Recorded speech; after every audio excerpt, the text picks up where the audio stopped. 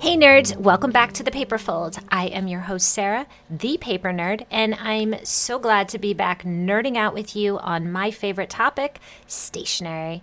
Today I have not one but two very special guests for you, Tiny and Snail, aka Leah Nixon and Grace Nixon Peterson. This is a sister operation who, from the looks of their Instagram feed, are cultivating a very devoted cult following.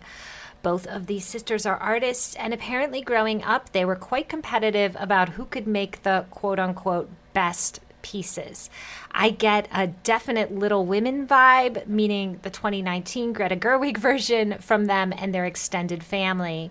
They began Tiny and Snail after a few false starts and some typical sibling squabbling, naming their range for a comic drawn by the 6-year-old daughter of a good family friend. Fast forward to August 2018, life completely changed for them and their family forever when Leah was working her day job at Habitat for Humanity and a forklift tipped over, crushing her underneath. Her spine was severed and Leah is paralyzed from the armpits down and her right leg was amputated. However, miraculously, Leah, aka Tiny, can still paint, and the young range soldered on, informed by this blessing and curse. Today, their motto is, if it doesn't make us laugh out loud or ache with its beauty, go back to the drawing board.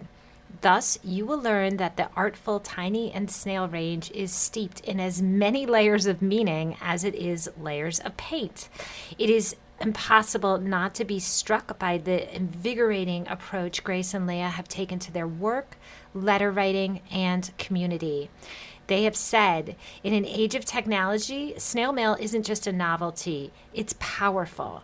As you can imagine, I couldn't agree more with that statement, yet I am so grateful they are spreading that good snail mail gospel, to say nothing of their beautifully painted envelopes that will take your breath away from the moment you feast your eyes on them.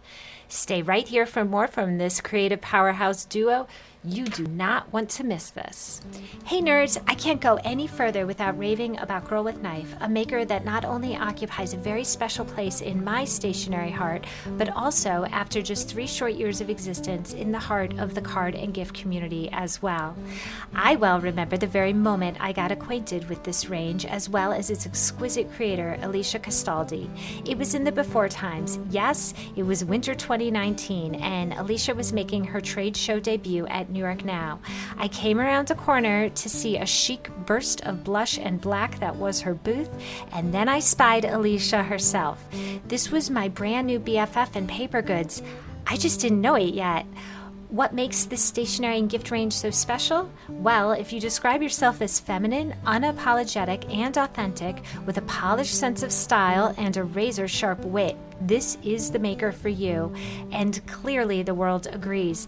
In its brief existence, Girl with Knife has received multiple industry awards, including a coveted and hyper-competitive Louis Award, as well as major national press in BuzzFeed, New York Magazine, Palm Springs Life, HGTV, and LA Business Journal. However, it was her recent coverage in What Women Create that really provided a glimpse into how this collage artist brings her dazzling visions to life, slice by nimble X-Acto slice, in sunny Palm Springs.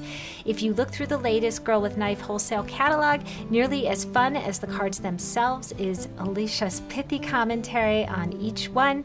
It's like a friend spilling over champagne. And speaking of catalogs, this one contains a bevy of gift product for the new year.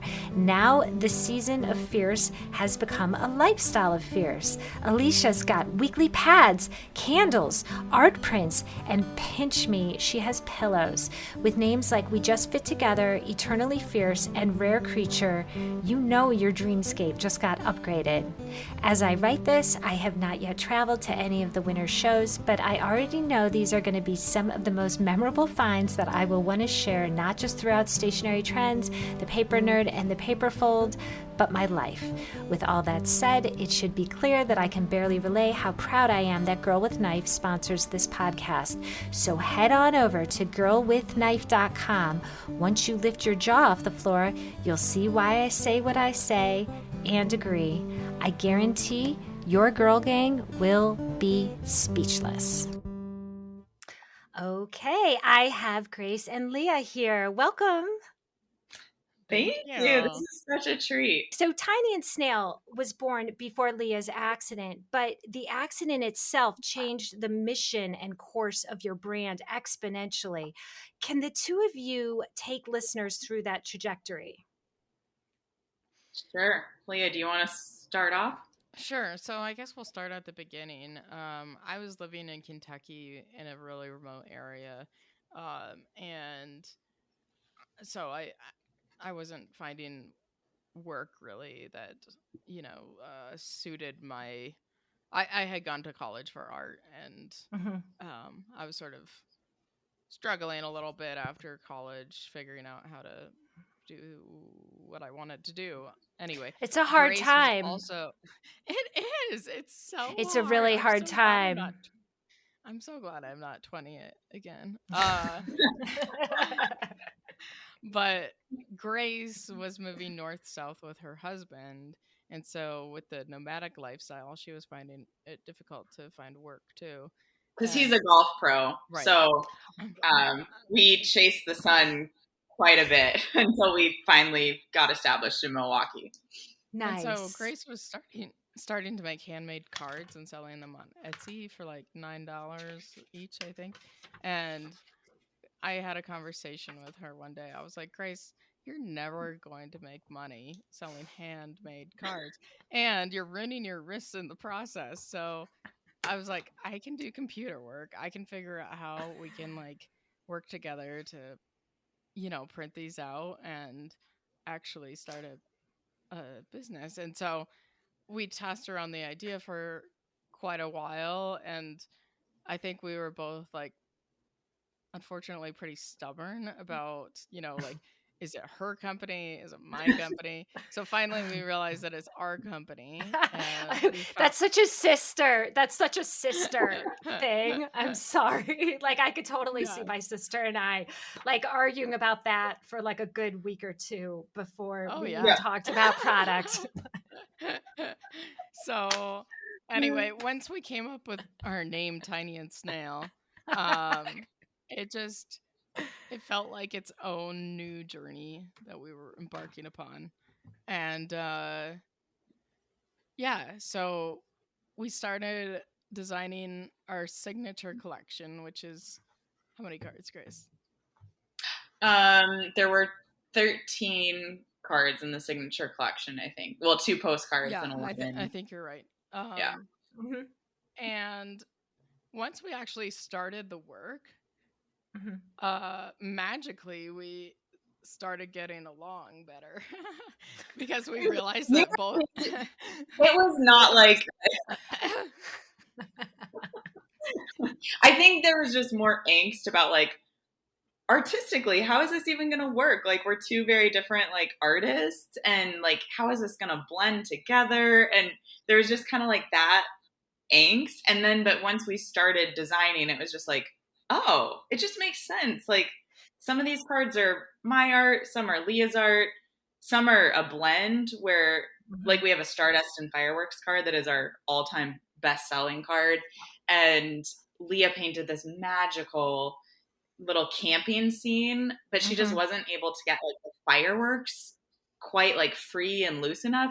So anyway, so I did the fireworks and she incorporated it into her image, and it was magic. So anyway, it is cool. Like, once you just start on the path, some of the answers resolve themselves. Right. I feel like that on so many creative projects. Like, let's just stop talking about process. Let's just get started. Like, that's definitely where I am. Obviously, you need a process, you need some order, you need a framework. But to me, like, that's the most boring part. But I'm glad you guys got past that quickly without killing each other.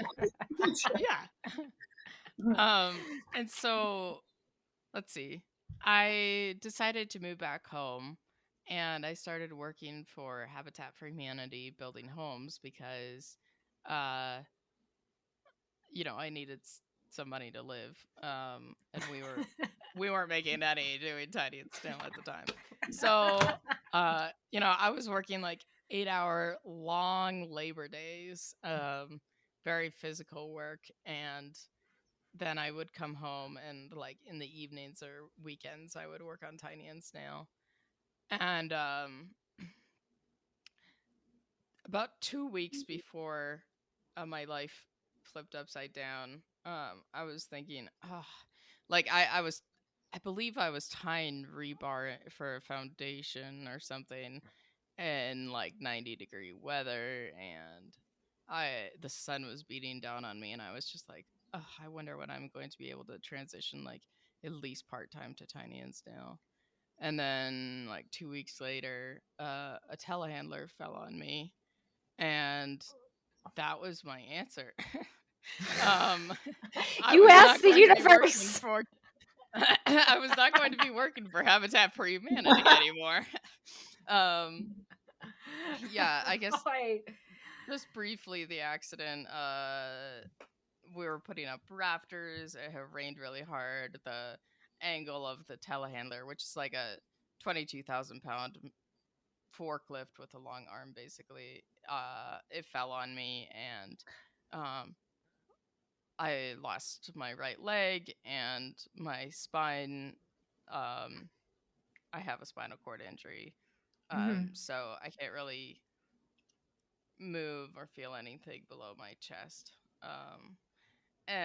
But the first question I asked when I woke up was, well, Grace, do you want to tell us? Sure. Yeah, so it was like, I mean, it was she was hanging by a thread.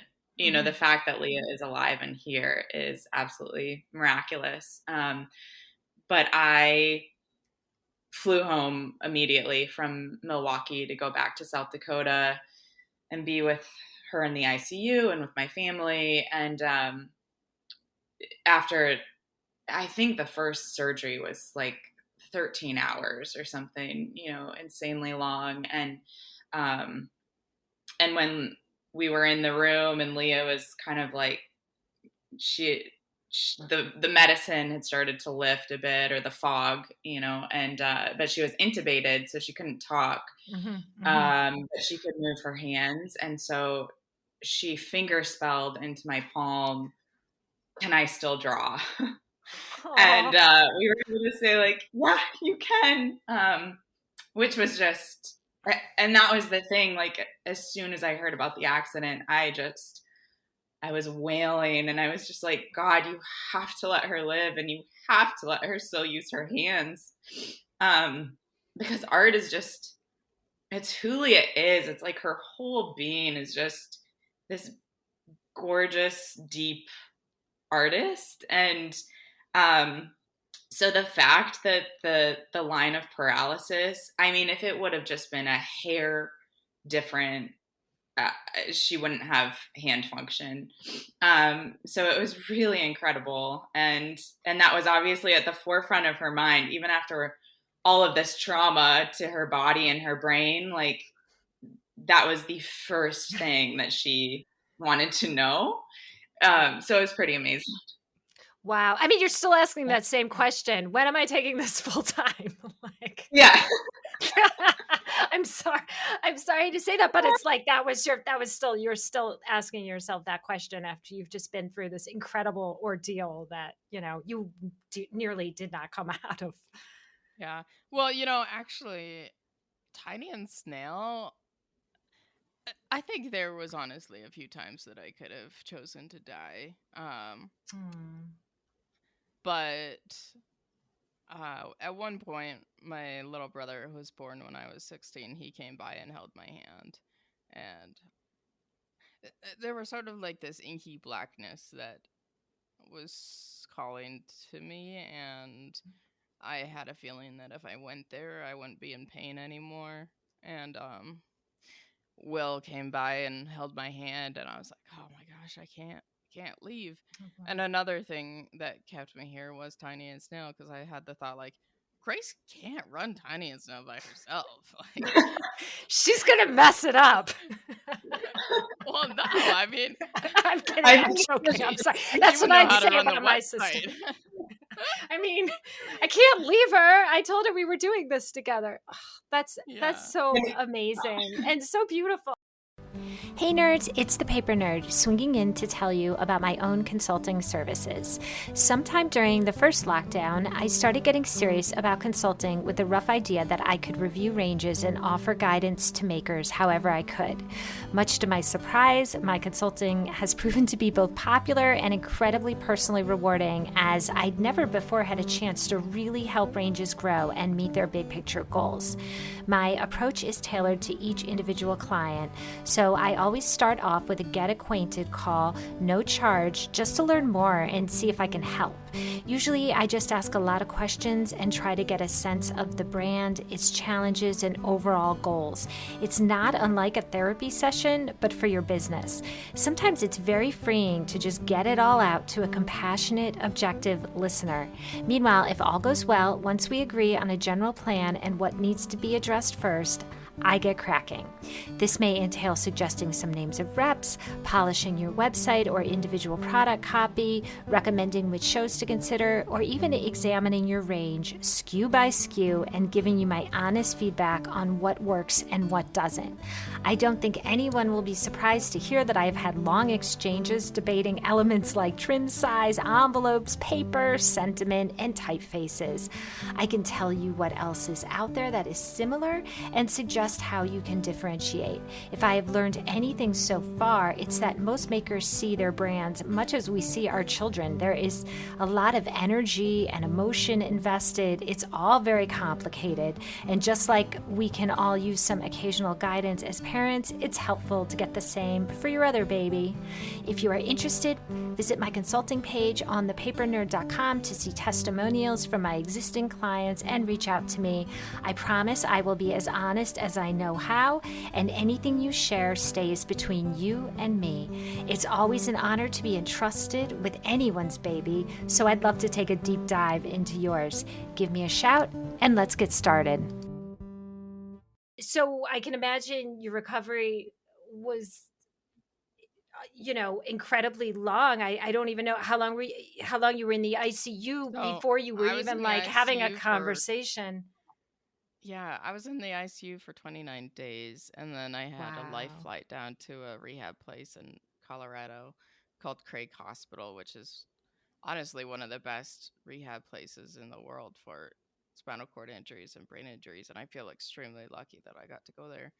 Um, but And then yeah, it was another 3 months. so back up a couple, like still in the ICU. I think it was about maybe 10 days after my accident or something. Grace brought in my computer and she was like, Leah, we have to put a shop notification up that says we're not shipping right now. And so I don't, Leah is our website master. So I don't know how to do this stuff. And it was incredible. It was such a testament to um, helmets, hard helmets, actually, because Leah had a hard hat on at the accident site. And thank God, like her brain was just completely spared. And she wasn't even able to like really, see the computer. And so I just had the computer and she was able to just mentally go through the steps and be like, okay, so the settings are over here and you should see this button and go here. It was amazing. And she was able to help me get up this notification. And so we were like, okay, Leah, you're a wonder. Like, this is incredible. That's awesome. As you both put it to me when we chatted, following Leah's accident, the two of you had a lot of life in the past few years following that. In fact, it's good and bad stuff, but all major stuff. You describe your family as America's luckiest unlucky family, which is quite a nomenclature. Your dad, your dad had cancer. Leah, you got married and had a baby, and Leah, you told me that it was the silver linings throughout all this that helped your mindset remain in like a more uplifting place. So, Grace, I know this has greatly, obviously, affected you as well. I'm wondering if I wanted to see if you could both speak to these sort of silver linings and how you bring that sort of positivity to your cards, which you both described to me as meant for real life experiences. I mean, like, these are not, if the stereotype of quote unquote a Hallmark card, not to mess on Hallmark, but when people say, oh, life is not a Hallmark card, I mean, that's not what that's not your mission with this range. Your mission is to, when really crappy stuff happens, still reach out to people. So how do you take that and put that in a product range? I think we are both just so deeply committed to being honest about life and our experiences. And we just both realize that life is just so beautiful and it's so terrible. And those things coexist for everyone. And we have just experienced both of those things in abundance, over these past few years, especially. And it's just kind of this outlook and this commitment to share it. And I think that has helped get us through, honestly, being able to articulate the experience through, whether that's through our art, or we both write poetry. So sometimes, we'll share our poetry, or just, hopping on Instagram and sharing about what's going on. It's just deeply important to us. And so it's really come out in our cards because, yeah, I feel like we just aren't really capable of making a trite card. It just like doesn't sit right with us. And so, and having these experiences, like, for example, Leah had a miscarriage as well. Like, after she went through the accident, she and Kelsey miscarried. And from that, she created this gorgeous piece of art. Like, I love collecting quotes from, books I find or podcasts I listen to. And Shauna Niequist is a writer who I really respect and admire. And she had written this gorgeous quote. And so I'd always kind of like tucked that away as maybe something that would be beautiful on a card. And we were able to reach out to her because we always want to make sure we get permission for the quotes. And fortunately, she said yes and gave her blessing. And Leah was able to incorporate this quote about just pain and brokenness. But it's in a nutshell, it's like, I can't fix any of this for you. I know I can't make it go away, but what I can do is be here with you in the pain and the mess. It's much more beautifully worded. Go to our website to see the I will. the broken pieces.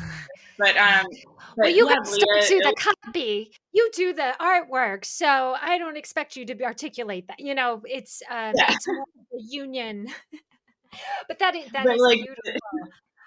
and the image that Leah did, where it was these two hands just holding these petals, like, that had fallen, and anyway, we had a customer reach out to us about that card, and she's just like, my precious friend just had a miscarriage, and I've never been through that, but I know that that's what informed this card, and I'm so grateful to have this card. And it was almost like there was just this sacred trust between us and our customer, and she knew, like, the place that this card was created from came out of this depth of experience, and this is something that now I can connect with my friend, and just bring a word of love and a little piece of comfort. And so I do think that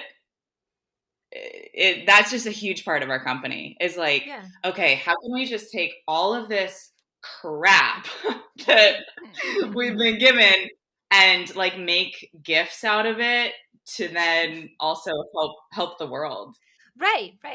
I mean, look, there are many times when we want to reach out to someone who've just been through something horrible, and you don't have the words to say it, and that's part of the job of a great card, is to do that sort of heavy lifting to get us in a place where we can open up.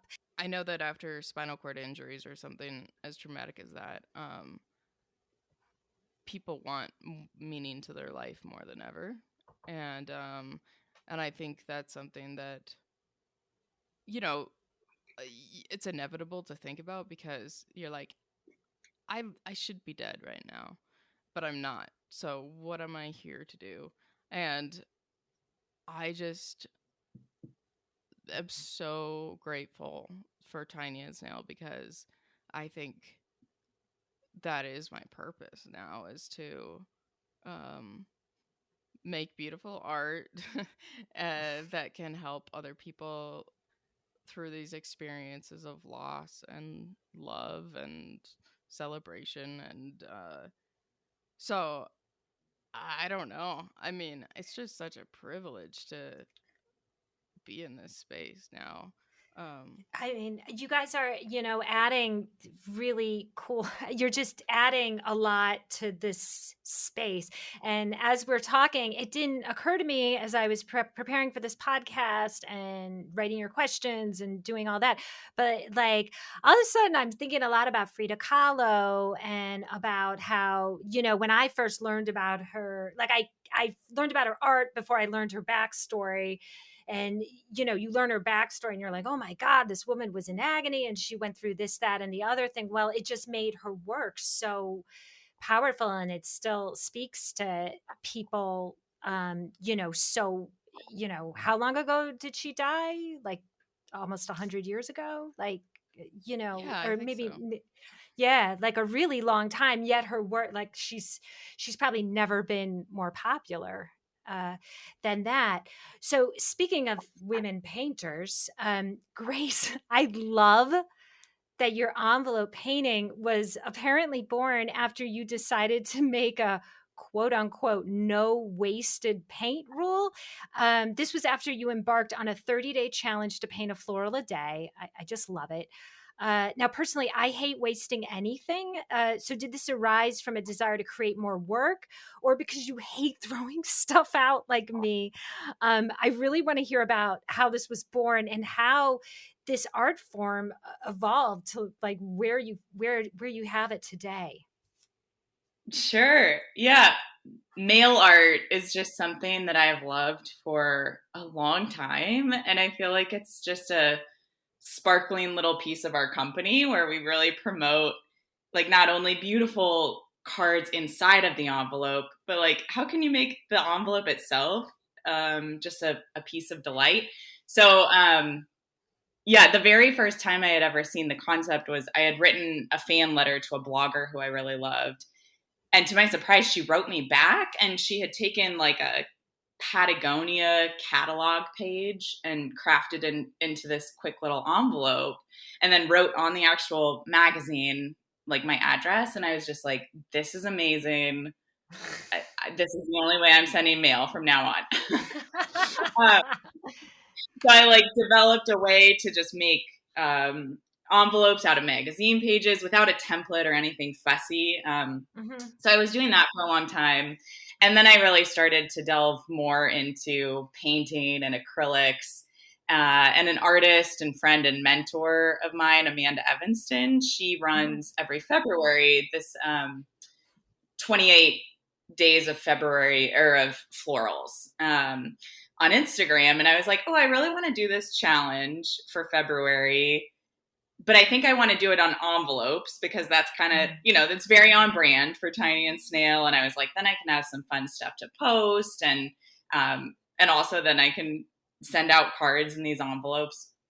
So I was painting these florals. And I think there's something too, it's very, it's non-intimidating for me to start doing art on an envelope versus like, if I'm doing it on a canvas, it's just a little harder to, it's just a little It's scarier. funny. But Maybe an envelope is more like a doodle.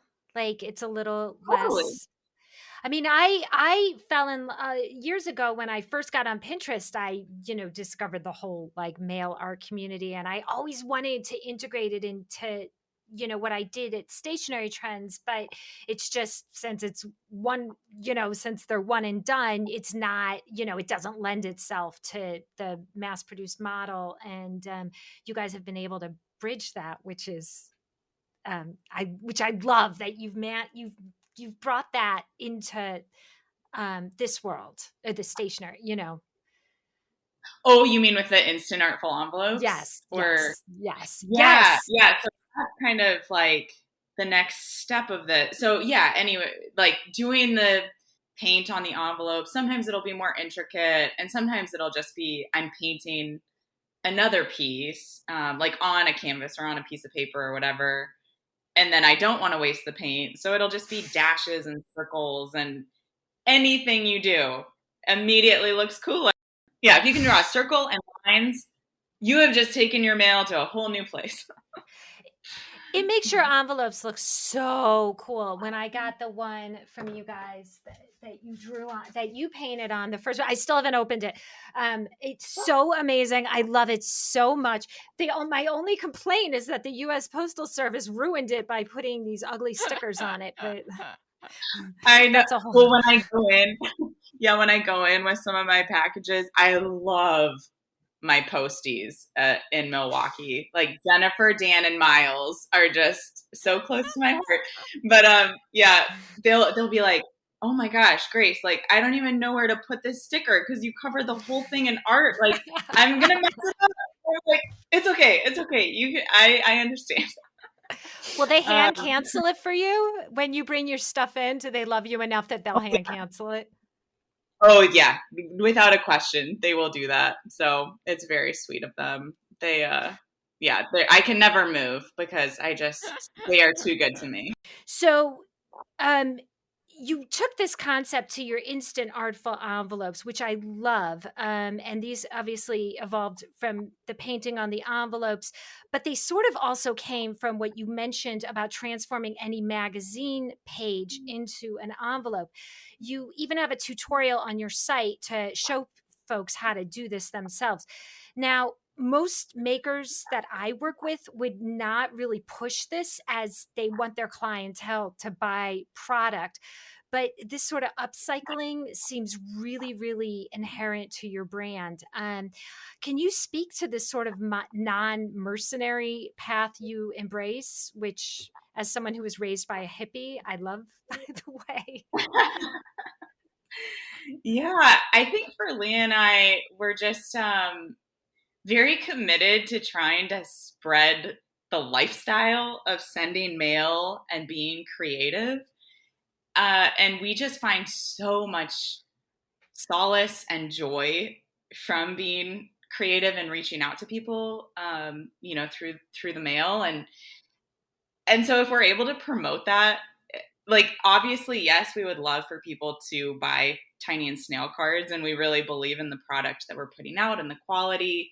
Um, but even if people never buy a card, like I want them to experience the magic of sending something beautiful in the mail. And so it just feels good to kind of be encouraging and generous in that way. And I do think that some people might, that's like the back door that introduces them to us, and then maybe eventually they will place an order. But even if they don't, like it's so fun to see them creating these magazine envelopes and tagging us on Instagram, and some people make huge stacks, and they're just like, oh my gosh, I'm obsessed. Like no magazine is safe now.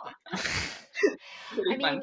great. It's upcycling, it's craft, it's, embracing, this just letter writing and snail mail, but in a very sort of organic way.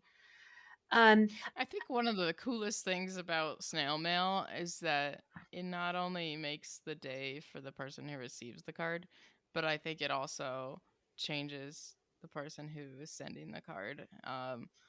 There are studies that have been done about how mental health can improve after writing a thank you note. And I don't know, just like spending a few minutes being off your screen. I think Mm-hmm. like non-screen time is becoming this really interesting, precious commodity, I guess, that I agree. uh you know we we came out with the Draw Together collection right after the pandemic came out because Mm-hmm. I wanted people to be able to use the mail to communicate with people they love, and also have the opportunity to sort of like play a little bit. I think like we've moved so far away from playing, and I think Yeah. Grace is really good at that with her envelopes. I think that's what it is when she's making them, it's just play. And so anyway, if we can Yeah. encourage people to like take that time for themselves, for that little bit of like, I call it self-care, because you are making an investment in your own mental health when you're creating and writing letters and stuff. So um yeah, why not make the world a better place? Yeah. I mean, plus there is something really special, I think, about I'm not sure if I'm attributing this quote correctly, but I think it's George Bernard Shaw who said, writing a letter is like the best way to be by yourself and simultaneously be with someone. I mean, you're sort of Mm, like interacting with the person and saying what you want to say and really thinking about it in a thoughtful way, but you're still completely by yourself. And as an introvert, I really love that. Like sometimes that's the best way to be around loved ones, yet, you're still interacting with them and you're still like having this meaningful conversation and hopefully they respond. But letter writing really enables you to slow down and think about it and really, articulate what it is, whatever it is that you want to convey in a way that you don't always get the chance to if you're just speaking or texting, I should say. Well, I think Um, that's, I mean, in the ICU, that was a huge takeaway that we had. Like, we opened up a PO box because people wanted to send letters. So I was like, okay, we're gonna just open up a specific PO box for Leah, and just got flooded with kind mail for Leah. And so every day I would like bring in a new huge pile, and we would have like a letter reading session. But Leah, do you want to share about your professor? yeah, so I think one of the most beautiful parts of mail is that uh, you can express yourself in a way that like you wouldn't be able to say to the person's face, if that makes sense. Like so Absolutely. To me, yes. so I had a professor in college who he was great, he didn't treat me any differently than he treated anybody else, but he wrote to me when I was in the ICU and he said Leah was one of my favorite students. She was a shining light in her class, and I felt like Tom Sawyer going to his own funeral and getting to hear like these beautiful things about myself. And so one of my personal missions is that, to promote the idea of like tell people that you love them and how much they mean to you before either of you die. and it's sort of like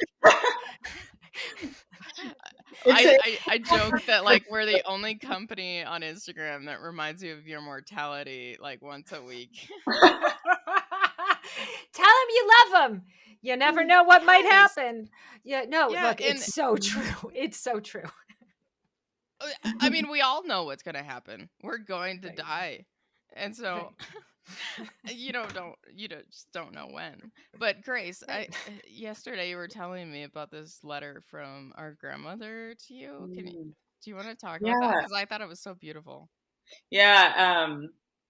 A few months ago, my mom, brought me some things that she had found while she was cleaning the basement and stuff. And one of them, I opened it up, and it was a letter from our grandmother. She wrote it to me when I was like 7 or 8. So I had no recollection of this letter, but it was specifically to me, and it was multiple pages.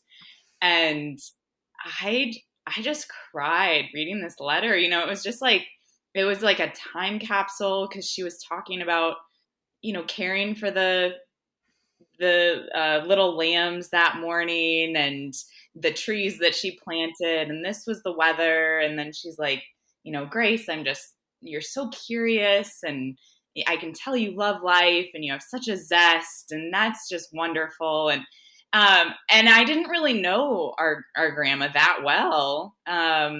She passed away quite a while ago, but I felt her, like she was there. And just to have that, like, now I have that forever. Right.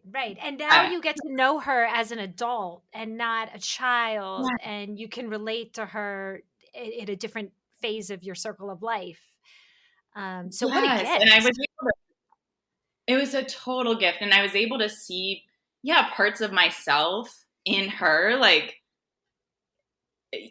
both Leah and I, like, we love nature, we love gardening, we love animals, all these things. And it's like, it circles back in my 30s, this letter that she wrote when I was 7. And she was right there, So I think, we just both feel this huge mission to impress this upon people. Like, you have the chance to do this. Like, take it, write the letter, send it, like, form these connections and make them deeper and richer, and like, give this part of yourself to someone that they can have forever, no matter what happens in the future.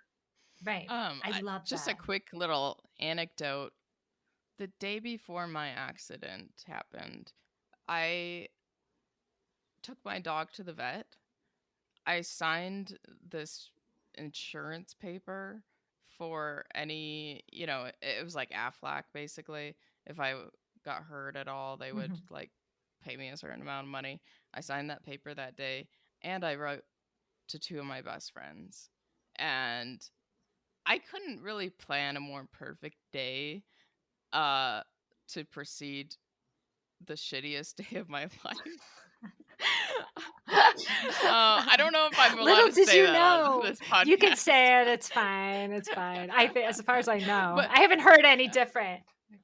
But yeah, I mean, that's just so magical that like those things happened. But yeah, so just like write those letters, because you never know what tomorrow is gonna bring. Absolutely. I mean, it's unfortunate. I have a friend who from high school who died suddenly. I guess it was about 10 years. I think it's 10 years ago, because on Facebook, a group of us always put something up about her. And she had sent me a couple letters like shortly before she died. And I always dig them out and look at them like right about then. And I'm like, oh, wow. She touched this. She sent this to me. Like, this is like, rather than a Facebook post, like I have this thing, I have this private object between her and I, and I love it. And I think of her, I think of her all the time, and it's it's one of my most prized possessions. And really, this really ties into something else that you both spoke to me about, which is you really are you both want your clientele to say more with letter writing, as opposed to cards, the 3-sentence thank you note, these, sort of missives that we write off without really putting too much thought about it. So can you say why this is, and how you see your community responding and evolving? Do you think we could possibly be on the edge of a huge letter writing renaissance? With any luck, yes.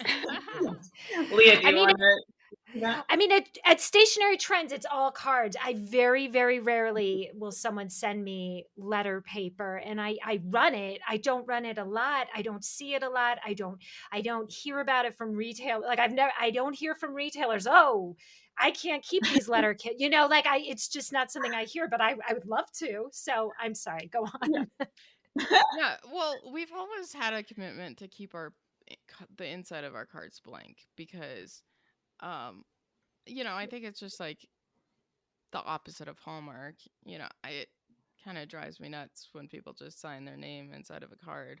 It's like, oh, you took all this time to send me a card, but I wanted to hear from you. Like, but I don't know. I mean, cards are great. I'm not poo-pooing No, cards at obviously. No, all. we're Like, not down on yeah. cards. But I think it's just something cool that we stumbled upon with these instant artful envelopes that, it is sort of like a card, but then also a letter. And, there's artwork, but there's plenty of space to write. And actually, I have had a few pen pals since college, and recently I wrote 2 of these cards or instant artful envelopes, and I had to use several more sheets of paper, so they're like stuffed with paper now. Wow. But I don't know. I just have trouble confining my words to 10x7 area, I guess. But It's um it can be limiting, and since you guys have so much color and um elements in the artful envelopes aside from the where you write, it does sort of make it a little less intimidating for people. Like, oh, there's a big, it's not like it's not a blank sheet. Literally, to me, a blank sheet is very intimidating. So I'm mm, glad you guys yeah, give it. I definitely have friends that write in about this format, like it's not excessive. It's just really lovely how much they write on a sheet of paper or whatever. So I'm really hoping that, our community finds them really exciting to write on too. And Grace, you've said that they've really done a renaissance in your life with letter writing. So um Yeah, I think they've really like brought back the magic of letter writing to me personally. I ended up, to have photographs to put on our website for them and examples of, here's how the product is in action. I ended up writing a lot of letters. And at first it was kind of like, oh my gosh, what a chore. Because this whole collection is 20 envelopes. And I was like, each envelope, I need to have an example. So I was committed to writing 20 letters. But as I got into it, I was just kind of like, oh, wait a second. Like, this is actually really enjoyable. Like, I am writing some great letters. um, This really needed to be said. yeah. And I felt a little bit like Van Gogh, because you know how he would like sketch little things and the letters to his brother sometimes. Mhm. And so I started doing that. I was like, oh, like I would just, yeah, write like about what I had done that morning. And, oh, I'm sitting at this desk where I've sat like every day for the past year and a half. And here's a blind contour drawing of the jade plant that I look at all the time.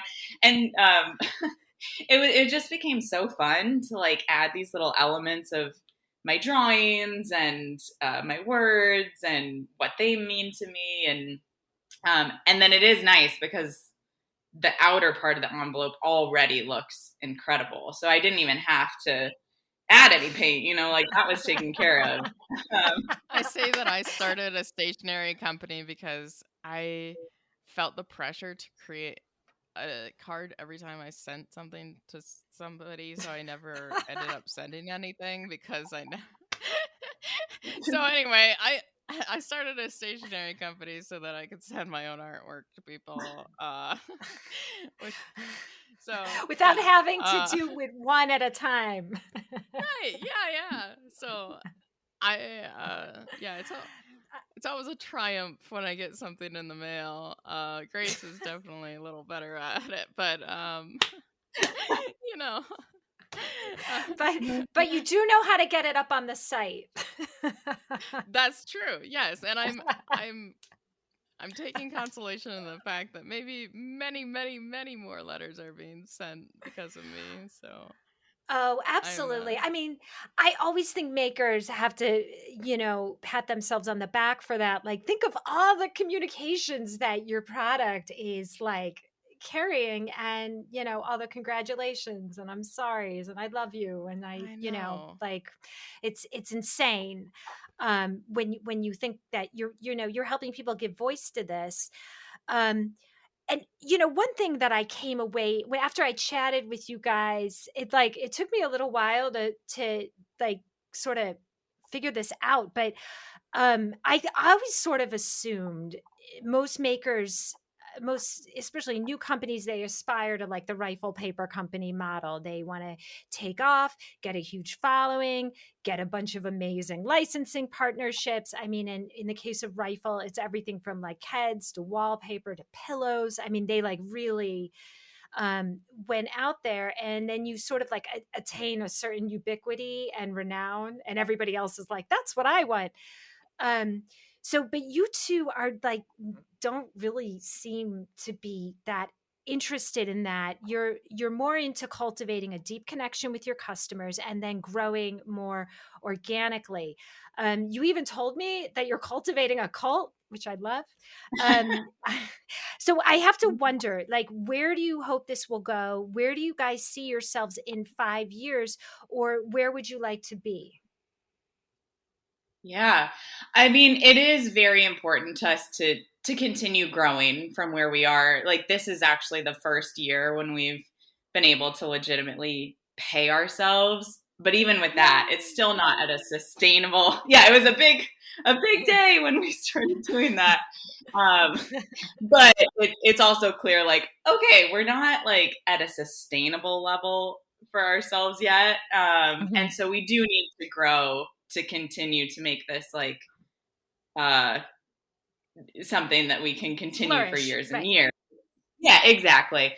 But I think at the same time, we're also very cognizant of we don't want to create our own prison, basically, through this business. And I think about it a lot where it's like, okay, with every new opportunity you pursue or venture you get into, like there's a benefit, but there's also a cost to it.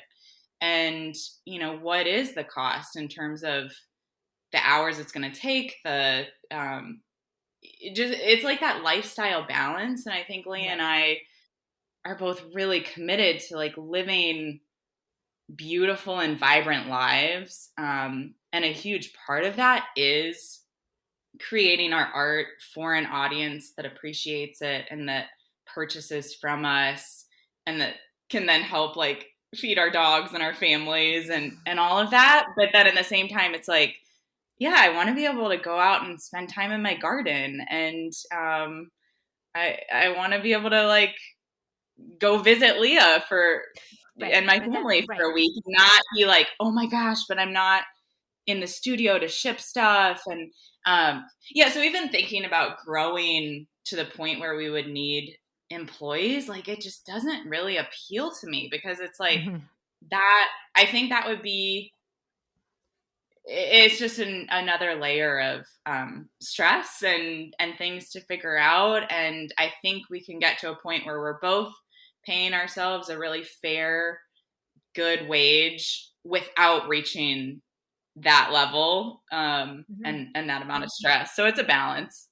I love it. I love it. I think it's great. I think there's wonderful value in saying, like, this is not, I'm not really interested in, being super corporate, like making it, more of a task as opposed to a passion. Like you're able to sort of like straddle that line where you're creating something meaningful, it's growing, but you're not like, you're not like a wolf of Wall Street. Like it's, like you're, like you're just kind of letting it happen and enjoying life. So I'm much more into that personally. Mhm. I Yeah. think it's also sort of something we accidentally have found, that like every time I often have ideas for this or that, or like, I wanted to make sweatshirts at one point and I wanted to make temporary tattoos last year. And it just seems like, we have such a deep commitment to quality Mhm. and to try to produce things at a small scale that are like actually at a decent price point for the customer and for us. Sure. It's just really hard. So like I think I think we've pretty much figured it out with cards. Like the Mm-hmm. quality is good, the price point is good for us, like it's sustainable. Um and so yeah, I often have these ideas and Grace will humor me by letting me pursue them, and then it's like every time we find out that oh, it's not gonna work very well. So Oh, I don't know. I mean, it's good though, and there is part of you have to do that because that's how you're gonna grow, like, because if it, and you'll never, you have to throw so much at the wall, only one or two things might stick, but you will never find them Mhm. unless you are like, yeah, the stickers didn't really work out, or that, this didn't work out. But if I hadn't tried all that, I wouldn't have found this. I love being a creative with constraints. I think that, for me, it actually really helps and informs my process and art. So yeah, I don't know. It's just like an interesting thing as a designer, I guess, that you're working with within constraints. Absolutely. No, I feel the same way. Like if I had to do something like open-ended, like just create a podcast, like I wouldn't even know where to start. But because it's so like I know my path. I know my what did they say? Know your role. What is it that all the Stay in your kids lane. say? I don't know. Stay in your lane. Yeah, no, that's it. That's it. No, I'm sure my teenager has told me that at least 5 times in the past week. I should know it by now, right? And I was So going to say with the constraints, like I think that's Mhm. also really helped us with our collections, which I know that some other card companies do this, but not too many, I don't think. Like we really try to put out themed collections, not just like holiday, or something like that, but it'll be like we had the Deep Roots collection, which Mhm, was mhm. we launched that on what we call Leah Lived Day. Yes, We yeah, no, celebrate yeah. her accident, or like what are some other collections? The Keep Dancing collection was one, and the Draw Together collection, the Courage collection. Like we really try to create like a cohesive body of work, and I think Mhm. Leah's art school training really comes through with this too, because she almost like will come up with a thesis of like, this Sure. is the meaning behind this collection, and it's really beautiful. And I think that our customers, I mean, we've had customers honestly like take the day off of work on some of our collection launch days, which is so amazing. But they're like so excited to buy the complete set of that collection, and so it is really fun, and Oh. yeah, Also, it's I good. love surprising people. So, like launch days are awesome because it's just like, hey, look what I did, and Right, and people right. are Yeah, like, look oh what my just gosh, pull this that's out of so my hat. cool. Absolutely. Yeah. Well, I think what's so cool about your collections, it's almost like you're like marrying conceptual art to commerce. I mean, like you say Deep Roots collection. Well, like, okay, I hear that and I'm like, Deep Roots. Well, what does that mean to me? Oh, okay, you put down roots in your house, but you have roots in your family, yet you also, have roots in your community. Like it really takes these larger ideas and allows people to sort of like explore them in their own relationships and their own lives and what they mean to them, um, in a It's actually way been that quite surprising. Some of the cards, like one in particular, Our Lady of the Moon, uh,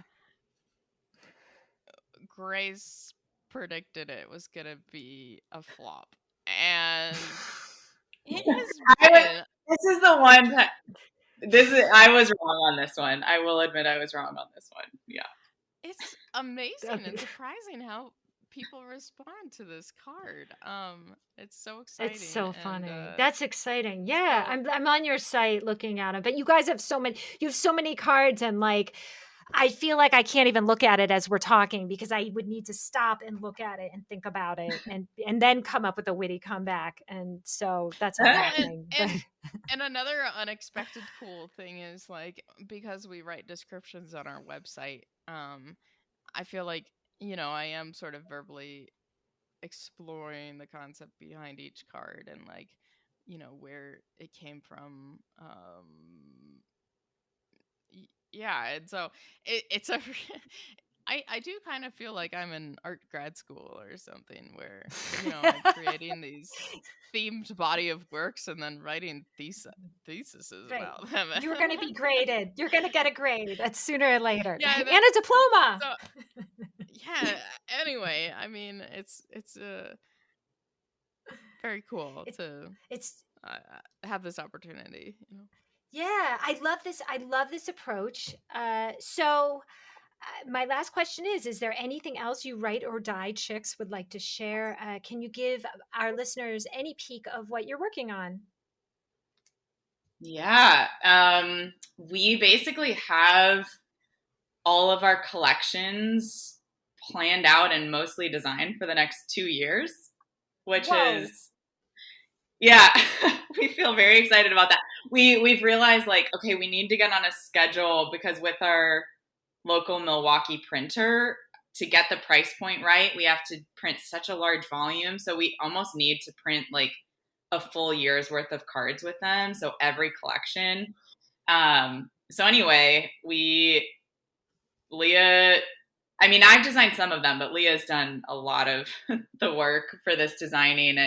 And once she starts creating, it's just like off to the races. So, yeah. Yeah, I was talking with my husband last night or yesterday, and he was saying, he was like, "Wait, you have 2 years worth of collections, but you don't have any of them completed."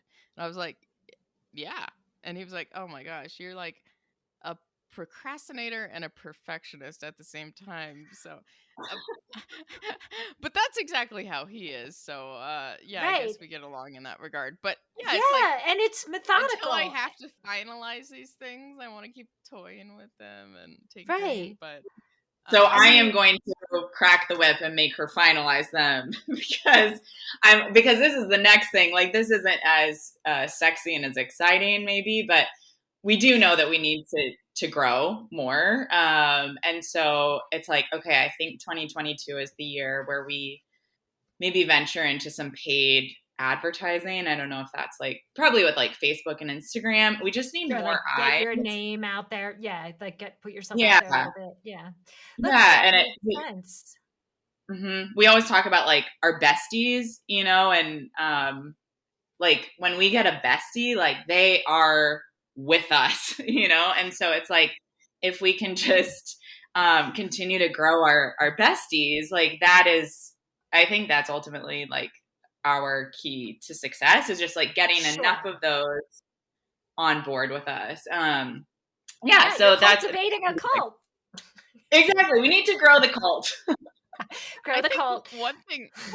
I think one thing that kind of separates us as a stationery company is that we share so much of our personal lives. And I think people gravitate towards that. It's like kind of a voyeuristic thing, but also like you feel like you know the person and Oh, absolutely. They feel I like don't they know, you know kind of, you. You you know, bring out their stories. They tell you all sorts of things that you never thought you were going to yeah. hear in your And life. because of our crazy story, I think like there's such a uh I feel like we have like a crowd cheering me on in terms of my recovery and stuff like that. So it's just like I don't know, people want to be a part of people's lives, and so yeah, I think Absolutely. our besties are our besties, and like we when they place an order, we're like, "Oh my gosh, did you see who just placed an order?" And we're so excited about it. And like I don't know, it's just a really cool community to be a part of because Yeah, people who like paper are honestly some of the coolest people. You know, I have somebody to who takes agree. time to write a card, and it's just like, yeah, like that's that's who we want to be connected to. So Absolutely. yeah. And the community just, it's like building a community is sort of antagonistic to the whole idea of social media, in that there's something like really organic and friendly and accepting about it, whereas Instagram is not always that place, Facebook is not always that place. And so people crave it, and you find people like you, and you really really cling on to them. I also love how you plan a couple years out. For the publication, we do an editorial calendar every year. I basically know what's in every issue. But I don't fill it in until much closer, because I feel like so much could happen between now and then. But it enables me to kind of like approach it in a bit of an informed way. So I love that you guys are doing that too. And because like, if you're going to have collections called, the Courage Collection, the Look for Light Collection, the Hope Springs Collection, these are like very heady concepts. Like, you can't just throw that together. Like, you gotta, you gotta put something into that. Like, you're really setting the bar pretty high for yourself. So, Yeah, yeah. After the incident with envelopes, I was just like, oh no, I don't know how we can ever top this. Like, we've peaked. But Leah's like, don't worry, I have lots more up my sleeve. Yeah, absolutely. You will. You will. I mean, you can never. You haven't peaked yet. You guys have a lot more in you, and I am really gonna enjoy having a ringside seat to sort of like seeing you guys grow and evolve. I feel so lucky. I know you guys were founded in 2017, but I still feel like I'm sort of getting in early on your trajectory. So I'm like really excited to see where you guys go. That means so much to us, Sarah. Oh, It's just so cool to be able to talk with you, and you're just like aw. a wealth of information and like joy about this business. So anyway, thank you so That's so much. sweet of you to say. And the gratitude is all mine, because thank you guys for coming by. Yeah. So fun. We really love your podcast. And I'm always just like, she's so good at having a conversational podcast. Like, I think you really do have a knack for it. So the fact that we got to chat with you today is just like such a joy. Aw, thank you guys. Fangirling. Fangirling. I'll take it. I'll take it. The flattery will get you very far. Thank you guys. Thank you. Thank you so much, Leah and Grace, or is that Tiny and Snail, for coming on the Paperfold. I so enjoyed hearing about the background and approach of this very distinctive range. The way both of them have turned misfortune into a rich tapestry of art and emotion is very moving to me, and I am really going to enjoy witnessing their trajectory from my ringside seat. So finally, thank you for listening. Again, our theme music is by the wonderful Sharon Glassman of Smile Songs. See and hear more at smilesongs.com. If you like what you were hearing, please give me a 5-star rating. And if you feel like waxing eloquent, feel free to leave me a review too. Thank you so much, nerds. Stay safe.